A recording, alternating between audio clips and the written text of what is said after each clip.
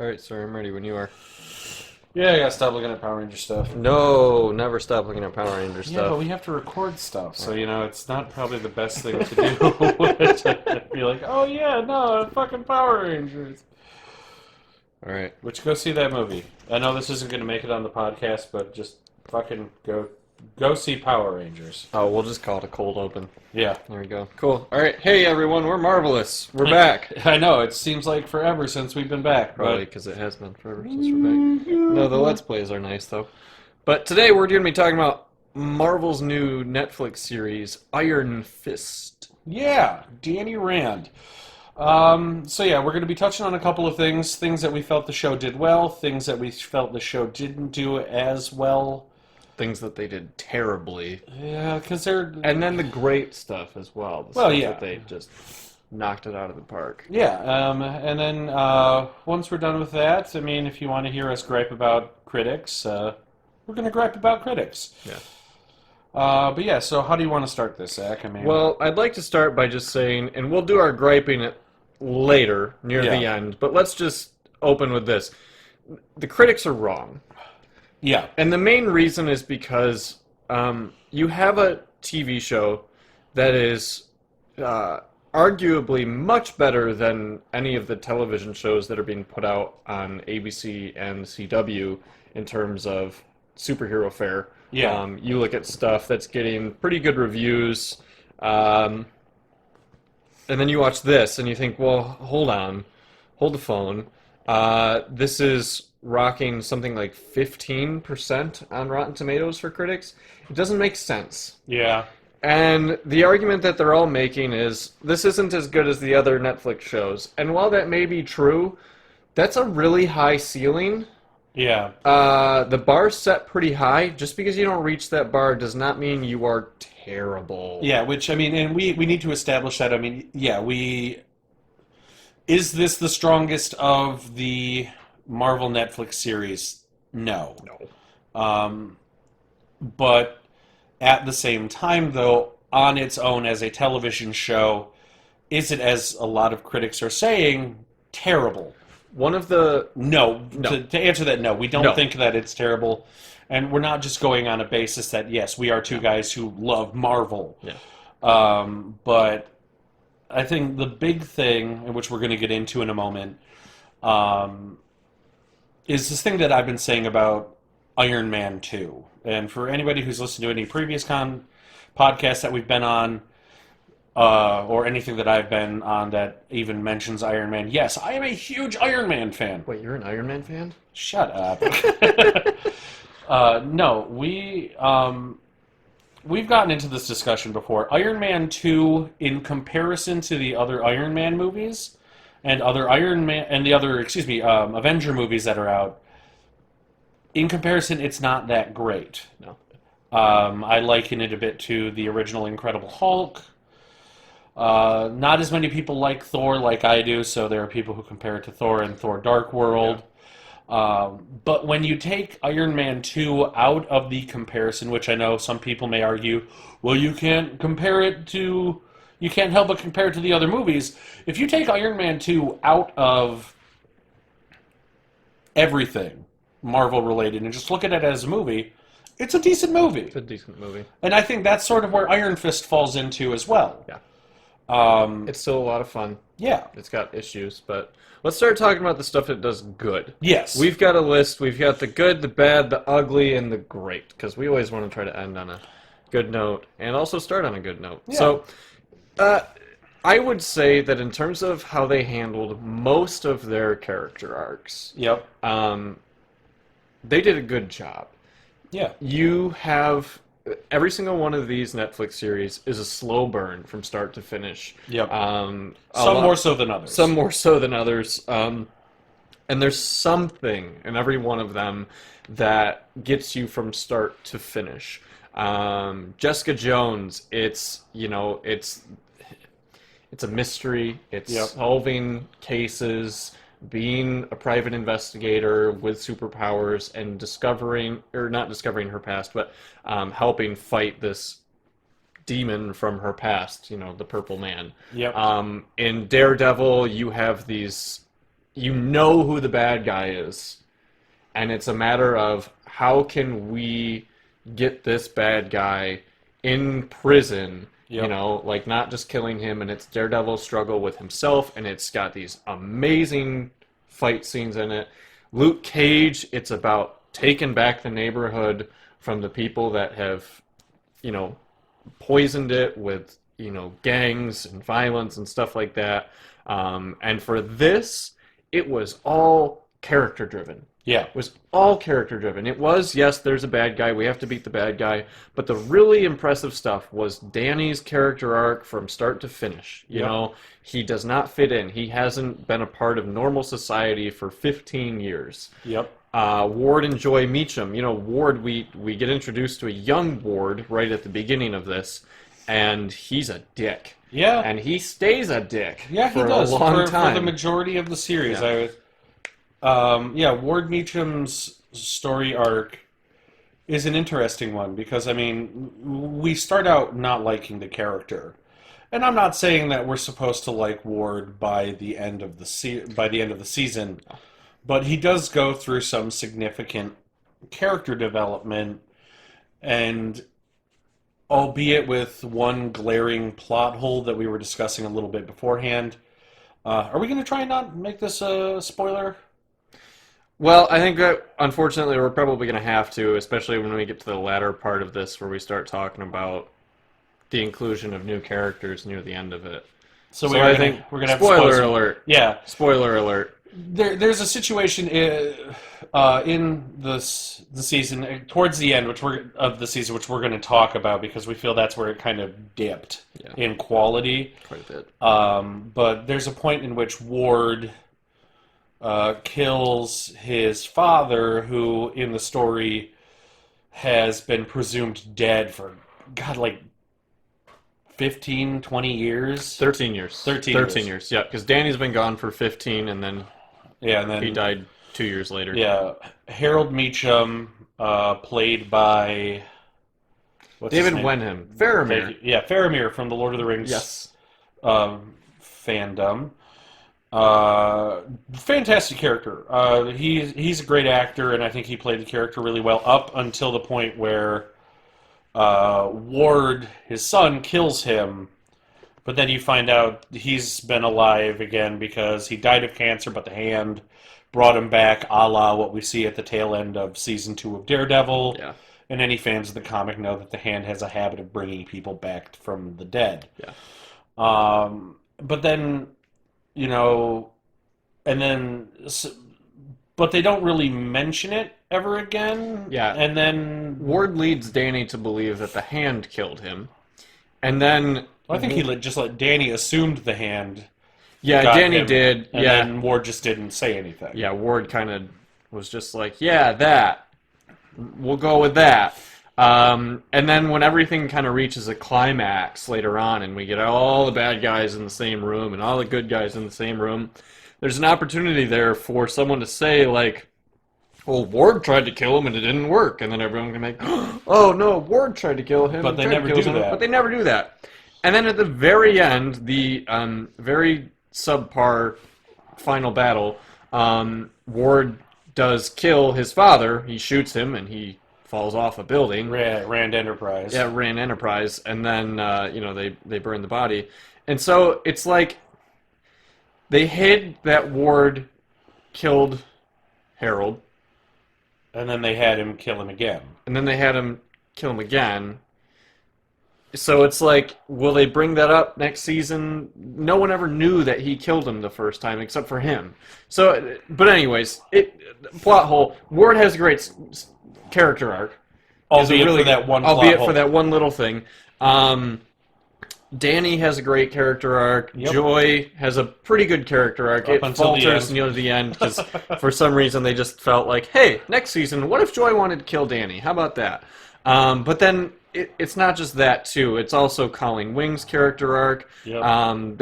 There are so many good character and story-driven elements to this. It's not quite as story-driven as like a Jessica Jones or Luke Right. Cage, but it's okay because the characters in this, particularly, I would say the Meachams Yep. and Danny and Colleen, are all very well Yeah, done. they're fairly dynamic characters. There's points like with Joy, especially in the earlier episodes of the season, where she understands what the potential threat Danny is to Rand Enterprises, and what she and Ward and by proxy Harold from the shadows have been pushing Rand Enterprises towards. Yeah, And we see that when Danny comes back and gets a member of the board and gets the company into some issues yeah, that they don't appreciate. But ultimately, Joy is an integral part of actually Danny getting back and proving he is Danny Rand. Because for the first couple episodes, for like 3, 4 episodes, they're still not convinced that he's Danny Rand. yeah. And And an argument could be made that maybe the first 2 episodes could have been combined into one. And I think you could have trimmed it down a little bit, but it wouldn't have been as worthwhile to have it be right off the bat, Danny gets his company back. yep, You know? And then just to go into the character arcs and the Meachums one more time, you have Ward and Joy on very opposite paths, where you start with a Joy that's willing to believe that it's Danny, more open-minded, more kind, open to Danny's ideas for the company, trying to find a balance between, what's going to be good for the company and what's good for people. And Ward is just, no, business, business, business, business. And then at the end of it, you have Ward with the outstretched hand saying, Danny, you're far better than I am. We should do this company together, yeah, so that we can balance each other out and make it a better company than what our fathers. Exactly. And then the pictures replace their father's pictures. But Joy is just, at that point, she's gone full dark side because she found her dad and she's so happy to have her dad back and she doesn't care what anyone else says about how crazy he is. She's finding Yeah. out that everyone's been lying to her, Yeah. So it's really interesting. Let's get into the next good thing. Everybody loves Kung Fu fighting. Yeah, Everybody loves Kung Fu fighting. everyone was kung fu fighting. At some Everyone point. was Kung Fu fighting, and it was great. Yeah. I really enjoyed it. I felt like maybe some of the fight cinematography could have been a little bit better, and I only say that because we've seen it done better in the Daredevil series. Yeah. And I can understand why maybe they would want to avoid being just a copy of that. And in terms of fighting styles, they were. Yeah. They showed off this more graceful fighting style. Danny hardly gets touched in the first half of this season. It's really not until the what's it called? The fight challenge to the death, midway through. Yeah, the big challenge he does against Yeah. the hand, where they finally start to get to him. It's like a death tournament or Yeah. something. Yeah, that's where we start to see Danny falter a bit, and there's other reasons for that. But yeah, no. All in all, the kung fu was good, but I think you're right. The They can step it up a notch. they need to get a little better at the cinematography, because we had, especially towards the tail end. I mean, there's a fight between Danny and the drunken boxing. Yep. The Master. drunken fist fighter, who's actually a very well-known martial artist Yeah. and film actor for his ability to use that fighting style in such a good way. But because you have Finn Jones, who probably is just taking kung fu lessons for the first time in preparation for this role, Yep. an inexperienced, fight choreographer, or not inexperienced fight choreographer, an inexperienced fighter going up against this renowned drunken fist fighter, there's only so much you can do. Yeah. And I think it will be better moving forward in the Defenders, because I think you'll get better choreographers. I think Finn Jones and his stuntmen will probably get a little bit more experience with the character. Well, and this is a joke that I think I don't know if I made it to you or to Jen, my wife, that what they really need to do is just lock Finn Jones in a bunker for about 6 months with a bunch of kung fu masters. Yep. And then he'll be ready to get further into Iron Fist. Then he will be the true Iron Yeah, Fist. no, like, and that's not to say Finn Jones did a bad job. I No. mean, again, he did very good in I think all aspects of his character. I Oh, he think did. um, just again, I mean, Robert Downey Jr. has learned to play Tony Stark better than he did in the first movie as compared to Civil War. And he's been doing it for 9 years. Yeah, You and know. Finn Jones, this is the first time Finn Jones is coming out as Danny Rand and the Iron Fist. And so it's we got to give, and I think it's going to be worth it to allow time with not only Finn Jones but also the other actors in the Netflix series Absolutely. to come into their characters more so. I think we do have the benefit of seeing Charlie Cox come into his character a bit more because we're 2 seasons into Daredevil. Yeah. And Mike Um, Coulter did, I think, a much better job in Luke Cage right off the get-go because he was introduced in Jessica Jones. right. We got to see him in that. And then, please don't hate me, but who is the actress who plays Now that it's Ritter.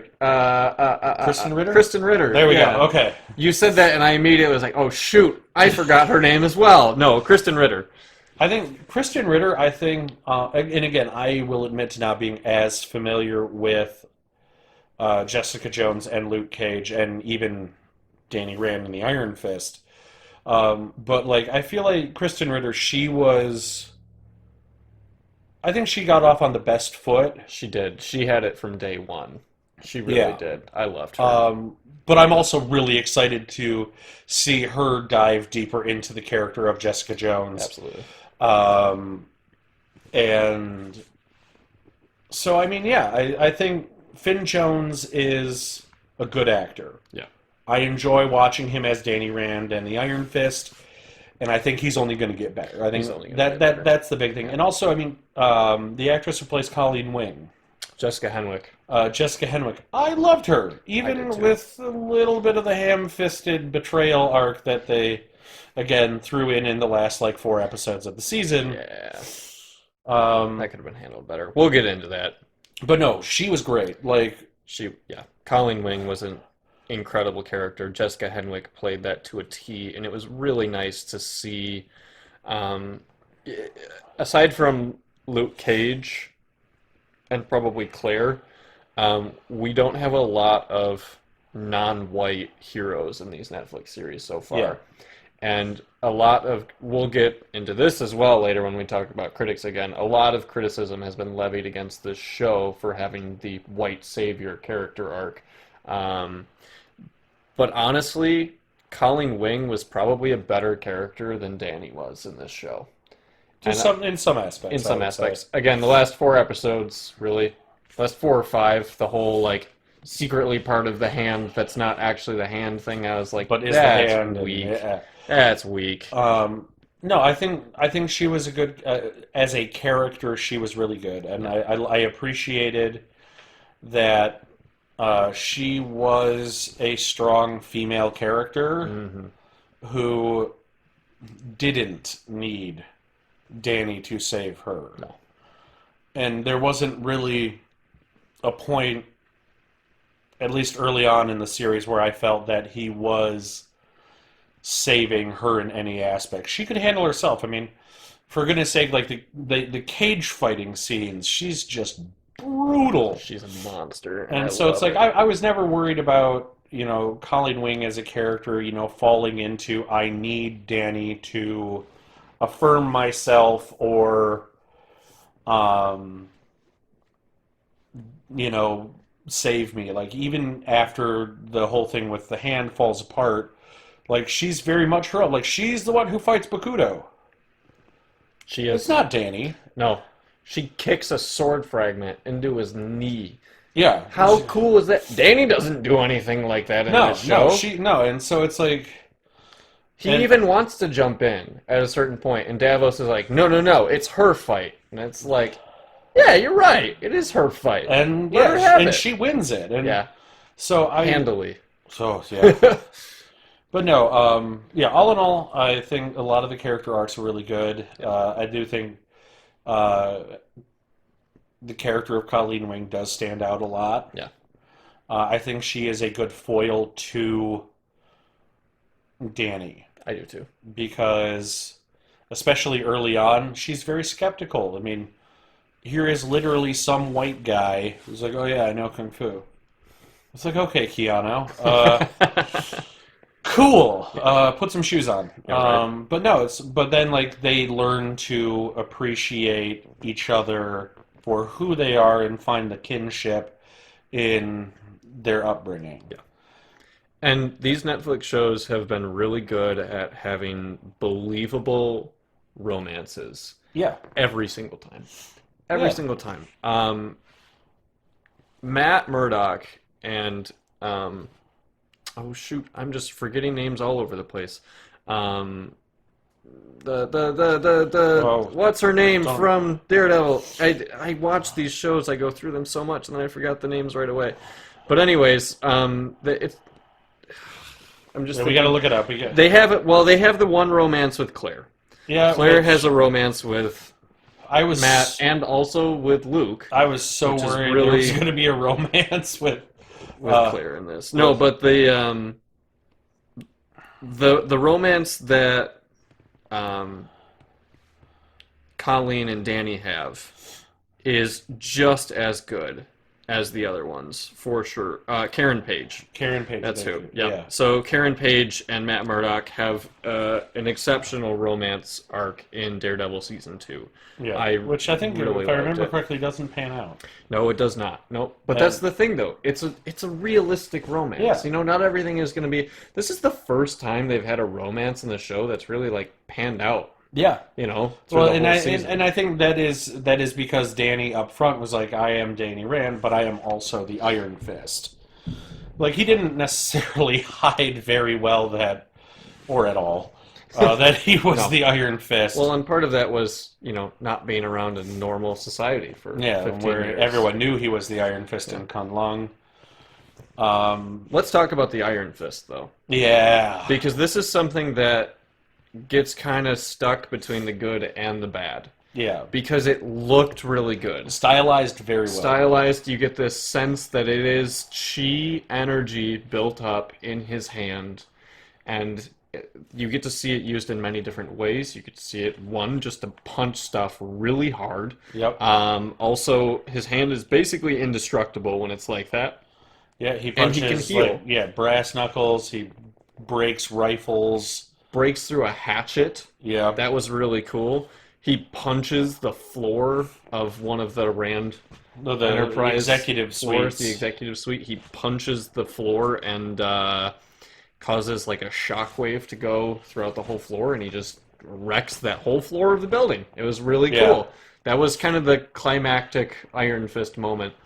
But Where does it come from? well, we get a monologue by another character who talks about it, and then we don't really get the sense that anyone really believes it, and we have like a kind of flashback scene about it. And the other thing too is like he hardly ever uses it. Yeah. Like ever. And I get that you have to, you know, re-energize your chi. You have to focus to use it. And this isn't a focused Danny Rand. But at the same time, it's like we learn later on that Danny became the Iron Fist. Like, I think it was like 11 days before he left Kunlun to go back home. But if you're an Iron Fist fan and you're watching the show for the first time and you see him use the Iron Fist, you're like, he's not using this ever. Yeah. And it's cool to have, like, you wait till the second episode to see it, because the build-up is there, you get excited, you see it, you think, that's really cool. But then it's like, he maybe uses it once every other episode. If you were to average it out, Yeah. probably it's like once every episode and a third, or episode and a half. And I mean, I can sort of understand that. I mean, with the level that they had it at, I mean, we're talking like first time he uses it, he punches through an iron door. Yeah. And not like through, but like unhinges it, bends the door It like in on folds itself. in half, yeah. And I mean, yeah, there is something to be said. He's dealing with PTSD A lot of pent up anger. and a lot of pent up anger based Yeah. on his upbringing in Kunlun, where they were told to repress emotion. Yeah. Um, but like the power level of it, I mean, if he was to use it every time, I mean, we're talking every fight done. Done. The second he connects with you, people are broken in half and or paced. Well, the other thing too is like after 15 years of learning kung fu at the highest level from an order of monks in a secret Himalayan world, basically, Yeah. he doesn't need the Iron Fist to win fights. He Well, I mean, that was the whole does thing not. well, I mean, if you go into the mythos of the character, the whole reason that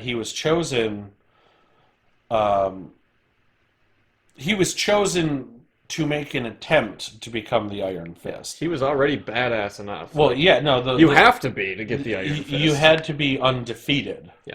And the mythos of the character, which they're probably going to get more to in season 2, he never lost a fight once he started the training. Yeah. And it ended, at least in the comic mythos, going based off of Brubaker and Fraction's run of the Immortal Iron Fist, which they have said is sort of their pattern basis for the series. I think, he didn't lose a fight, and then he was chosen to face the dragon. I can't remember the dragon's name. It is Xiao Lao. Xiao Lao the Undying. Yeah. Yep. And The immortal infinite dragon. yeah, which he had to beat the dragon, and then Punch it in the heart. well, no, he had to dip his hands into the heart of that's the right. dragon Yeah. to gain the dragon's chi, which is the Iron Fist. Yes. So, like you said, we get a flashback with a pair of eyes in a cave. I mean, I know there's some limitations to what can be done in a Netflix series. But we've seen better in shows with a smaller budget. Yeah. You know? But also, I mean, we got to give a little leeway to him because, I mean, this is the first real step for the Netflix series to be in the mystical aspect. And they do hold on to their cards a little bit. There's Yep. a lot of stuff that we could have had revealed to us in season 1 that it's probably better off to be revealed in season 2. And that's where we get into the ugly Yeah. side of this. Which as we've alluded to earlier in this podcast, does involve like the last 4 episodes of the series. Yeah. Now the not so ugly, there's really only one thing that I thought was the not so ugly, and that was Claire Temple, who I love. I Yeah. love Claire. She's a great character. I like that she brings the Defenders. All the shows have this one point in them that reoccurring character, and she centers them all in the same universe. But she had the most cringeworthy dialogue at some points in this, where it almost felt like student film level dialogue, and it felt like they gave the worst of it to her. She was shoehorned in a little bit. She just happened to be Colleen Wing's student, and it's because her mom said it's like her destiny to meet up with all of these like special people.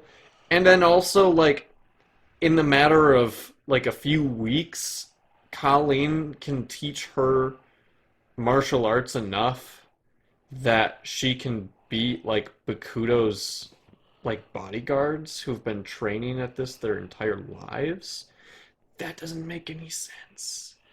Yeah, I mean, again trying to find a little bit of a silver lining. We don't know just how long it's been from the end of Luke Cage to the beginning of Iron Fist. I mean, we know at least one letter has gotten to her from Luke in prison, because we see that later on in the season. But I agree. I mean, I don't think they handled the character of Claire Temple very well, Yeah. as she has been more integral and a more interesting character in the other series, with Daredevil and Luke Cage and in Jessica Jones. Hopefully that all turns around with the Defenders. As my wife Jennifer has said, if Claire, like, there were so many moments in Iron Fist where, like, it's like, oh, you're going to go fight the Hand. Oh, you can't do it alone. I was just like, for God's sake, Claire, you know Matt Murdock is a person and he fights the Hand. Here's a guy who's fighting the Hand. Ugh. So Jen was like, if Claire Temple doesn't bring the Defenders together, then she questions the legitimacy of the character. Yeah, Because at this point, they keep setting her up as like she's going to be the connecting factor for all the Defenders. she is. Yeah. But in 4 seasons of 5 seasons now of 4 shows, not once has she been like, Hey, you guys oh should yeah, work I know together. somebody Yeah. who could help you. Yeah. So, and I don't want that to happen to Claire because I like the character of Claire and I think she's smarter than that. She is. And it's kind of like, what's Daredevil been doing this whole time? Yeah. What's Jessica been doing this whole time? Well, they do allude to What? Jessica. That's true. Joy did Joy hire her references to a dig up dirt. PI that was really good when she was sober. Yeah. And we have to take that as a nod to Jessica Jones. They could have done that better. Better. Yeah. They could have done the Luke Cage. They could have included something with Matt Murdock. They could have. Yeah. No, but so, well, they could have, but then we'd get into something that was probably one of the worst things for the show. And I'll just quickly throw in one ugly aspect of the show, and then we'll get into the really ugly stuff. The dialogue. The dialogue was bad.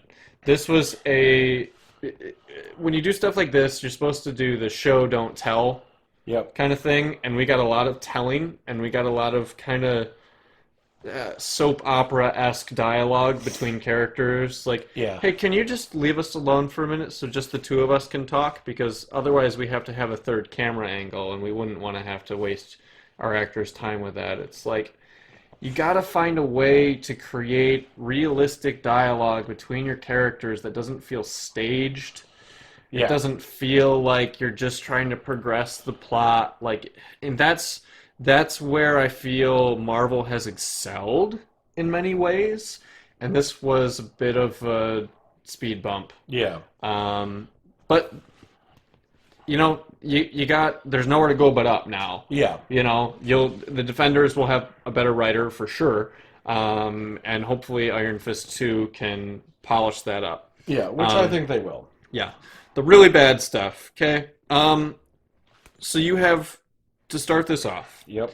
You have Danny. Yep. You have Colleen Wing. Yep. You have Ward Meacham. Yep. Joy Meacham. Yep. You have Harold Meacham. Yep. You have Madame Gao. Yep. And her hand. Yep. And that is the first 6, 7 episodes of the show. Yeah. And that's a lot to have to balance. And then immediately after that, you introduce Davos. You introduce the now resurrected Harold Meacham. Yep. Again, you introduce Bakudo. Yep. And his quote-unquote hand, who's Yep. not really the hand, But is the but hand. is the hand that Colleen Wing works for, Yep. but she doesn't think it's actually the hand. No, she knows it's the hand. She knows doesn't the think hand. they're bad. They don't think they're bad. So, like, And then you find out also that Bakudo's hand and Gao's hand are against each other. Yeah. Then from there, you have... you think that the hand killed Danny's parents, but then you find out Harold actually did it. There's too much going on already for them to introduce that many new characters and wild cards over 3/4 of the way through the show. Yeah. It was too much. Bakudo should have been there from the get-go. I don't think that having Bakudo and Gao, Like, I like the whole, like, warring factions between the hand thing, but then that has to be introduced sooner. Yeah. But then you also have Harold Meacham trying to double cross the hand, Exactly. where Harold Meacham is only alive by the graces of the hand. Yeah. We should record with places that don't have leather. Yes, I agree. That's okay, though. No, As he shoots daggers at his fiancée. no, it's fine. Just get up and go to bed. Yeah, Okay, no. now I'm good. No, now you're fine? I'm Okay, fine. well, whatever. All right. No, but anyways, there's too many factors going on. You already have multiple villains, which is hard to balance already, Yep. because villains need character development to be Yes, good. they do. And we had that with quite a few of them, but then you just get too many that come in too late to confuse things. Sure, it set up some cool fights and some decent moments, but in the end, so many of the characters were just Rushed. plot devices. Plot And devices rushed. and they rushed. I think Bakudo should have been... if they were going to introduce Bakudo, they should have introduced him earlier in the season. Or not at all. Or held him off till the second season and then have the second season be dealing with the fact... have it be revealed at the end of season 1 that Colleen actually is a member of the Hand. Exactly. And then they could also have stretched out, have it where Ward killed Harold, and then wait until season 2 to be like, oh, actually, Harold's back. Harold's not dead. That would have, I think, that would have been better timing, because like I got to the end of episode 12, and I was like, all right, that was a good ending point. And then Netflix was like, there's one more. Yeah. And like a ham-fisted DEA plot. And, I mean, yes, there was the cool Iron Fist moment with the executive suite. Bah! Danny blows it out, and then it goes to a very disappointing final fight Yes. between Harold and Danny. Quote unquote fight. Yeah. Which they set it up to be so cool because you had Harold beating the crap out of people that you saw him training all the time with these martial arts experts. And boxing. He beat the crap out of his punching bag. Like, he broke through his punching bag with his fists. They were showing him basically having super strength. Yeah. And then he only fights Danny with a handgun. And then And Danny's, like, running away from him the whole time. gets shot in the right hand, which was a little too convenient. Yeah, very too convenient. And it was lackluster, to say the most of it. I mean, it was boring. It was just coincidental all around, and it was easy to see where they were going with it. Yeah. And there was nothing exciting about it. And that was too bad. Because Harold Meacham was portrayed very well by David Wenham. He was fantastic. Yep. But it just, that was Also, bad. they shouldn't have introduced Davos. At all. Davos is another thing that should have been held off until season 2. Yeah. Because I think it would have... Because Davos shows up and he's like, I'm here to take you back to Kunlun. And it's just like, why is this happening now? I think from a storytelling standpoint, it would have been better had Danny fixed his issues and has finally achieved his goal of getting the Hand out of the involvement with Rand Industries, on the board, being acknowledged by everyone, and then have season 2 start, and at the end of the first episode, have Davos show up and be like, yeah, I'm here to take you back to Kunlun. Well, not even that. Have him show up and just be like, Kunlun is gone. Yeah. Like, you weren't there. Where were you? Yeah. And now they can't do that. No, Now they can't do that. And then they somehow in all of this, Gao, Joy, and Davos meet? Yeah. And I'm like, okay, I mean, you're trying to do a hook for season 2. That's not it. I mean, It wasn't. admittedly, seeing where Kunlun was in the flashbacks be like a section of a mountain missing was interesting. And like that would have been enough to hook anyone in. But again, I think they rushed a lot of characters into the tail end of it. I mean, You could have even had, hold off Bakudo to season 2 and have Danny deal with Gao's faction of the Hand, only to find out it was just a faction. Yeah.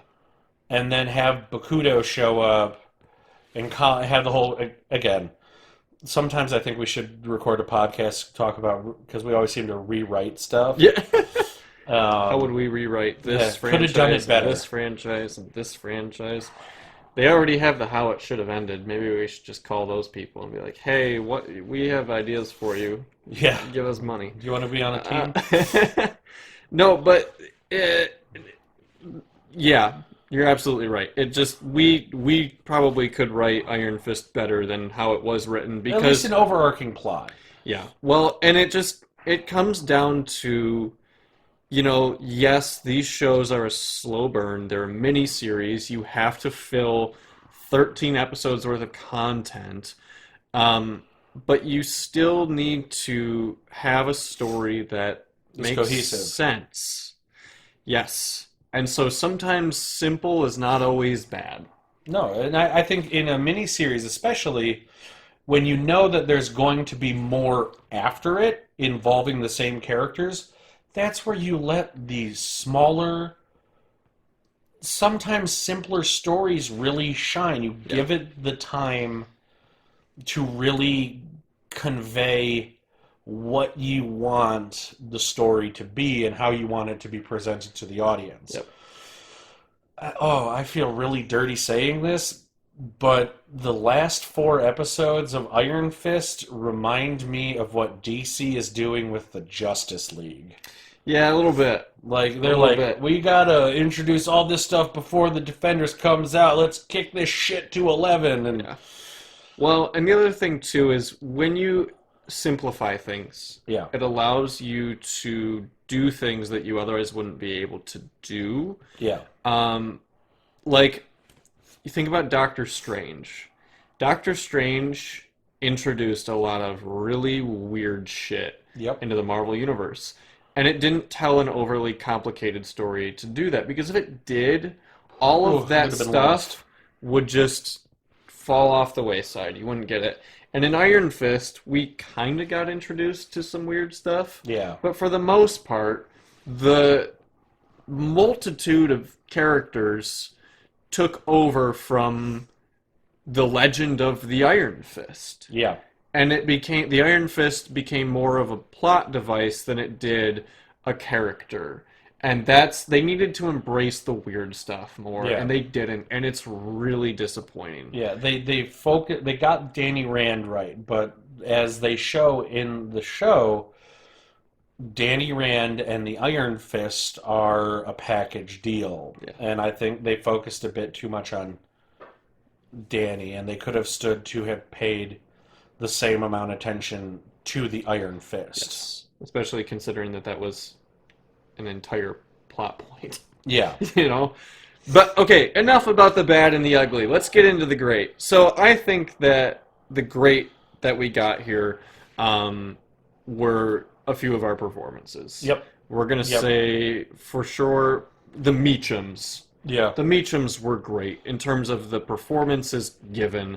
Ward, Joy, and Harold. I'm going to give a double thumbs up to Ward. Just being all over the board with that and having to play a character with real issues that other people are dealing with. Not like Harold where it's like I've been murdered and came back to life and part of my soul is missing now. No, with Ward it was I have an abusive father. Yep. I have Substance abuse. substance abuse issues.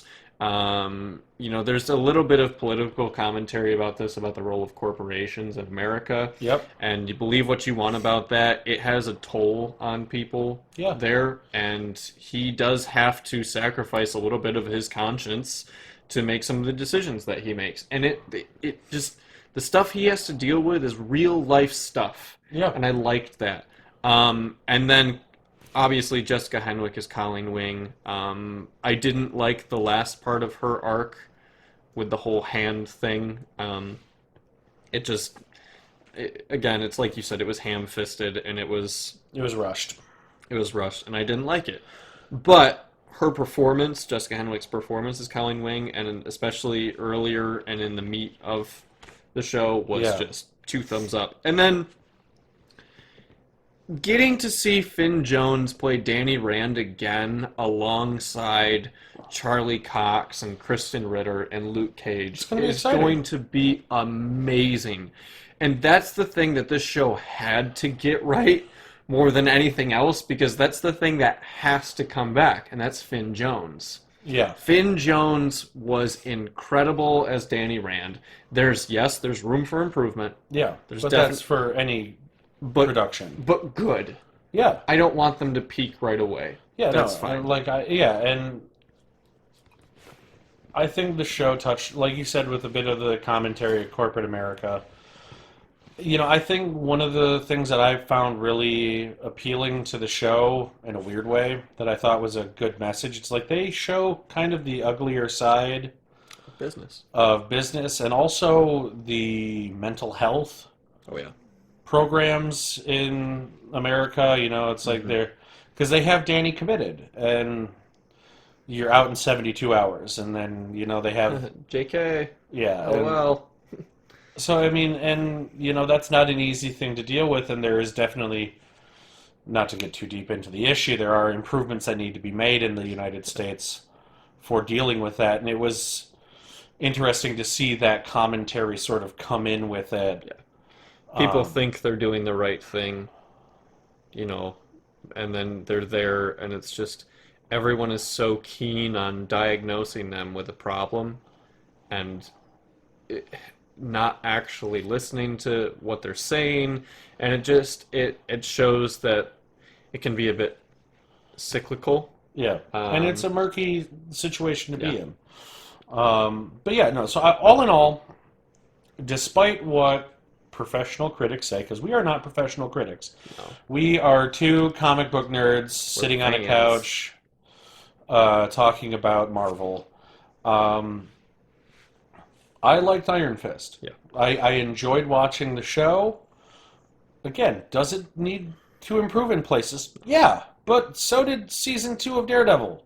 Yeah. And the tail end of Luke Cage. Yeah. I think the only two that I don't feel like need to make drastic changes,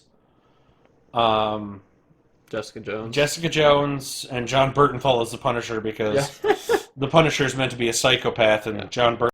We've talked about Iron Fist a lot. We've talked about Iron Fist a lot, and it's time for us to end. Yeah. Check us out. I think the next one, you know, there just so happens to be a little movie coming up in a couple of months about a ragtag bunch of miscreants. So look excited. for the near future. We will be back. We're going to try and get these out fairly regularly. We'll be reviewing Marvel's Guardians of the Galaxy Volume 2. We're excited. I'm super pumped for this movie. And then, like, 3 months after that, Not even. no, 2 months after months. that, we get Spider-Man Homecoming. Yeah, Oh, I know. is the Defenders this year too? I think the Defenders is coming out this fall. It's this fall. And I then we think get so. Thor as well. So we get 4 Marvel properties this Oh. year, at least. And that's after Iron Fist. Yep. And they just released the Inhumans IMAX release date. It's in September. in so September. So that's 5 Marvel for a new properties. television show. We get Agents of S.H.I.E.L.D. again. Yep. That's 6. So yeah, we've got a lot to talk Ugh. about this year, and we hope that you stick with us throughout it all. You can check us out on Facebook, part of the Nerd Park page. Make sure to watch our Let's Plays. Yeah, we do Let's Plays on YouTube. We may even post this on YouTube. We don't know. We're crazy. Yeah. We insane. We're in the process of reshaping things. We're going to be bringing guests in to talk about Marvel stuff. So just check us out. We hope you enjoy listening to us. And if you've got some ideas, definitely drop us a line. And on that note, it's time for us to go. We'll catch you guys next time. Until then, stay nerdy and stay marvelous.